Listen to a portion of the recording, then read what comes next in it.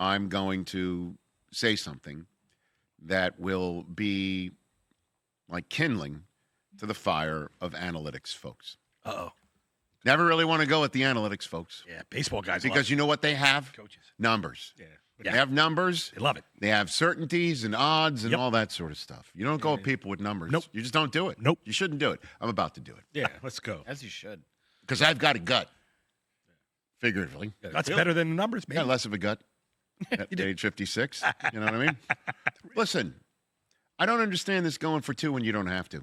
I don't understand the reasoning either, the way it's been explained to me over and over and over again, is you never want to go for 2 at the end of the game when you have to because there's no time left for you to recover from the mistake. Yep. So you go for 2 as early as possible so you will know how many possessions you need to have. So you're not caught with no time left at the end of the game. You got one shot at it, and that's it. You want a second bite at the apple because you'll know how many possessions you need. Unless you just kick the field goal and go into extra points and go into overtime. But you don't want to go in overtime. You want to try and go for 2 at the end of the game. You're trying to win it. Yeah. Why don't you do that early so you know you're going to have to get that?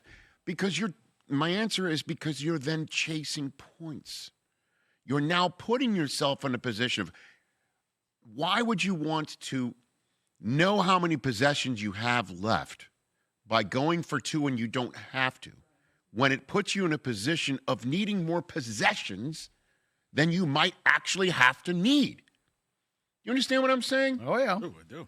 Because the Falcons needed one more possession to get that field goal to win it that they might not have gotten back had the Buccaneers not thrown an interception to give them one, or the Buccaneers had made that 3rd down in the way that the Falcons made the 4th down in the game-winning drive that they were lucky to kind of get. And I don't understand it. Kick the extra points, and if you've got that 2-point play that you think is so unbeatable, then pop it out of the bag at the end of the game. And you're not taking away momentum from your team.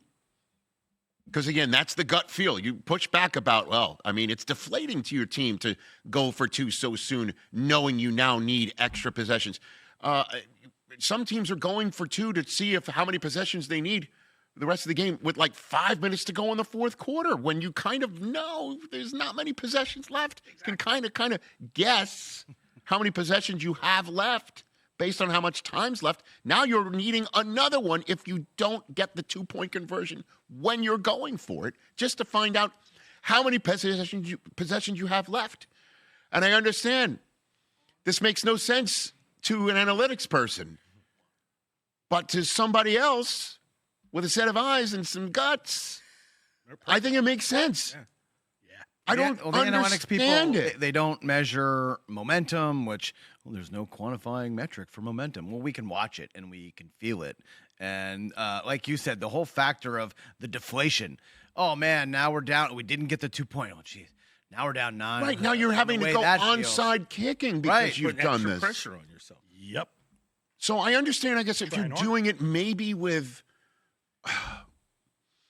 a quarter to go in the game. I'm just saying you need to have more runway than we're seeing from teams attempting this just to find out how many possessions you need by the end of the game. And by doing that and not making it, you're causing a deflating moment for your team. You're causing also more pressure to be put on them because you now need another possession. Yep. When you are kicking the extra point, down 14, now down 8, and you're kicking the extra point, in my mind, you're extending the game. You're not creating a situation by going for 2, by finding out how many more possessions you need when you're placing the lid on a boiling pot by saying, now you must get another possession. Yep. You're actually extending how many more possessions you need if you don't make it. But the odds are they will because the analytics are here. I just will never understand it no matter how many times it's explained to me.